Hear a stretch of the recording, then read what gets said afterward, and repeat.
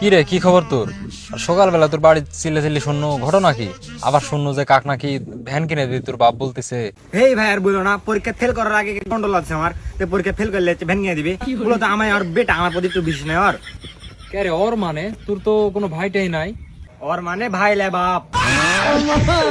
আরে শালা, বাপে কে ওর বলে বাপকে সম্মান দিতে পারিস না তুই? বাপ কি করে তোকে সম্মান দিবি?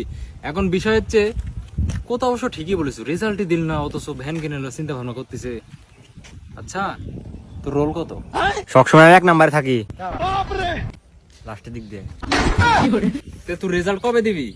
এই এক সপ্তাহের মধ্যে দিয়ে দিবি। আচ্ছা ও তাহলে আজকে হচ্ছে শুক্রবার, সামনে শুক্রবারে আমার বাগানে চলে আসিস। বাগানে কোনো মাল আসবে নাকি ভাই? আঙ্গুর তো নাই। ও তাহলে এই জন্য রেজাল্টের এই অবস্থা। আরে শালা, বাগানে মাল আসবি না, শুক্রবারে মরিচ তুলবো পেয়ারা বাগান থেকে। মরিচ হাটে যেতে হবে তোর ভ্যানে।